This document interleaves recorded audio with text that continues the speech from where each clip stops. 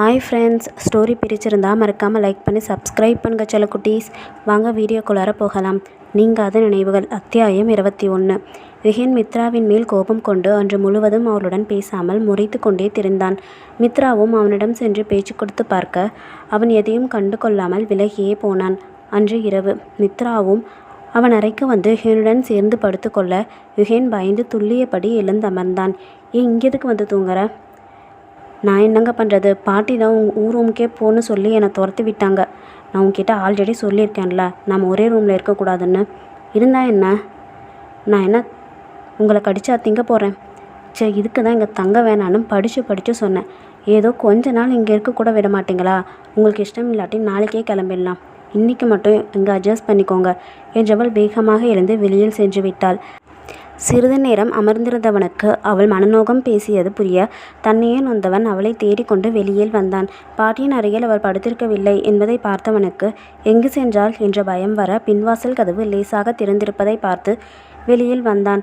அவள் தோட்டத்தில் போடப்பட்டிருந்த சிமெண்ட் பெஞ்சில் தான் அமர்ந்திருந்தாள். அவள் அருகே சென்றவனோ, இங்கே என்ன பண்ணுற, வா உள்ளே போகலாம் என்று கூப்பிட்டான். அவள் எதுவும் பேசாமல் அமைதியாக இருக்கும். மித்ரா, இந்த இருட்டில் ஏதாவது பூச்சி வந்தால் கூட தெரியாது. ஏற்கனவே பாம்பு கடிச்சது பத்தாதா, இப்போ வரியா இல்லையா என்று சப்தமாய் கேட்டும் கூட அவள் அசையாமல் அப்படியே தான் அமர்ந்திருந்தாள். உன்னை என்ன பண்ணுறேன்னு பாரு என்றவன் அவள் கையை பிடித்து இழுத்து கொண்டு வீட்டிற்குள் சென்றான். அவர்களின் அறைக்கு சென்ற பின்னரே அவள் முகத்தை பார்த்தவன் அவள் அழுது கொண்டிருப்பது கண்டு திகைத்து போனான். மித்ரா, என்னாச்சு, எதுக்கு அலற என்று அவன் கேட்டும் அவள் எந்த பதிலும் சொல்லாமல் கண்களில் நீர் வழிய அமைதியாய் நின்றிருந்தாள். மித்ரா, நான் பேசினதுக்கு இப்படி அலற? ஐ எம் சாரிம்மா. நீ சொன்ன மாதிரி உங்கள் அண்ணா ஊருக்கு போகிற வரைக்கும் இங்கே இருக்கலாம். நீயும் இந்த ரூம்லேயே தூங்கிக்கோ. இனிமேல் இதை பற்றி நான் பேச மாட்டேன். ஆனால் இதுக்கா நீ அலற என்று கேட்டான். இல்லைங்க, நான் அதுக்கு அழலை. சாரி, உங்களை ரொம்ப கஷ்டப்படுத்துகிறேன்ல.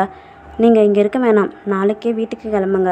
நானும் ஒரு 2 days இருந்துட்டு வந்துடுறேன் என்றவள் மீண்டும் அந்த அறையை விட்டு வெளியேற பார்த்தாள்.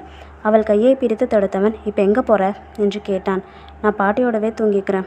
ஒன்றும் வேணாம், இங்கேயே படு என்றவன் அவளை கட்டிலில் படுக்க வைத்து போர்வையை போர்த்தி விட்டான்.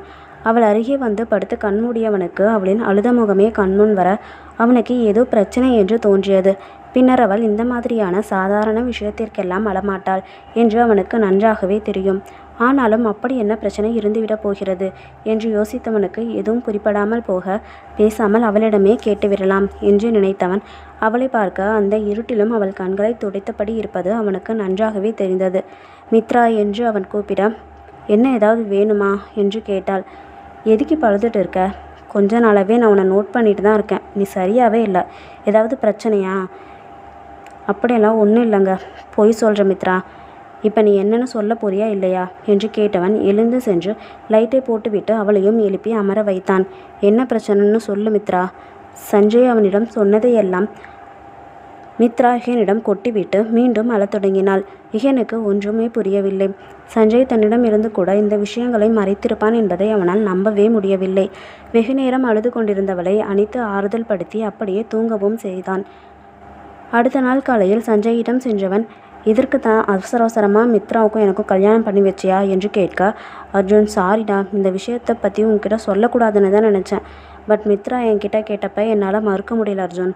அதான் அவகிட்ட சொல்லிட்டேன். அதுக்குன்னு நான் செத்துருவேன்னு அர்த்தம் இல்லைடா. கண்டிப்பாக திரும்ப வருவேன்.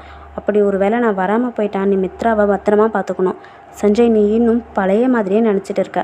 மித்ரா இப்போ என்னோட ஒய்ஃபை, அவளை எப்படி பார்த்துக்கணுன்னு எனக்கு நல்லாவே தெரியும். நீ எதுவும் சொல்ல தேவையில்லை, அதை பற்றி கவலைப்படவும் தேவையில்லை. நீ பத்திரமா திரும்பி வந்தால் அதுவே போதும். ஒரு பெருமூச்சை வெளியேற்றிய சஞ்சயோ, அர்ஜுன், உன் நெக்ஸ்ட் பிளான் என்ன? இங்கேயே இருக்க போறியா, இல்லை திரும்ப உன் வீட்டுக்கு போகலான்னு ஐடியா வச்சுருக்கியா? நீ ஏன் இன்னும் மித்ரா கிட்ட உன்னை பற்றி முழுசாக எதுவும் சொல்லாமல் இருக்க? இல்லை சஞ்சய், இப்போ கொஞ்ச நாளாக தான் மித்ரா என்கிட்ட கொஞ்சம் கொஞ்சமாக நெருங்கி வரா. இந்த டைமில் எல்லா உண்மையும் சொன்னால் அவள் அதை எப்படி எடுத்துப்பானே எனக்கு தெரியல. அது மட்டும் இல்லாமல் நான் திரும்பி அங்கே போகிற மாதிரி எந்த ஐடியாவும் இப்போ எனக்கு இல்லை. ஸோ மித்ராவுக்கு எதுவும் தெரியலைனாலும் அது பிரச்சனை இல்லை. இல்லை அர்ஜுன், அவளுக்கும் உன் மேலே டவுட் இருக்குது. உன்னை பற்றி என் கேட்டால் அடிக்கடி துருவி கேட்குறா. உன்கிட்டையும் கேட்டுப்பாளே. கேட்டாதான், ஆனால் நான் ஒரு மாதிரி சமாளிச்சுட்டு வச்சுருக்கேன். எனக்கு தெரிஞ்சு நீ எல்லாத்தையும் அவகிட்ட சொல்லிடுறது தான் பெட்டர். இல்லை அவளுக்கா என்னைக்காச்சும் உண்மை எல்லாம் தானாக தெரிய வந்தா அவள் எந்த மாதிரி யோசிப்பானே எனக்கு தெரியாதுடா. நான் ஆல்ரெடி உன்கிட்ட சொல்லியிருக்கேன். அவளுக்கு ஒரு விஷயம் தப்புன்னு தோணுனா கண்டிப்பாக அதை வசப் பண்ணிக்கவே மாட்டாள். உனக்கு தெரியுமா, உன்னை கல்யாணம் பண்ணிக்கிட்டதுக்கு நான் அவளை கட்டாயப்படுத்தினது மட்டுமே காரணம் கிடையாது அர்ஜுன். அவளுக்கு உன் மேலே பேட் ஒப்பீனியன் இருந்தாலும் உன் மனசில் அப்போவே நீ இருந்த. தன்கிட்ட தப்பாக நடந்துக்கிட்டவனையே லவ் பண்ணுறமேன்னு சொல்லி குற்ற உணர்ச்சியில் தவிச்சிட்டு இருந்தா. நானும் அதையே குத்தி பேசி அவள் குற்ற உணர்ச்சியை அதிகப்படுத்தினதால தான் உன்னை கல்யாணம் பண்ணிக்கிட்டோம்.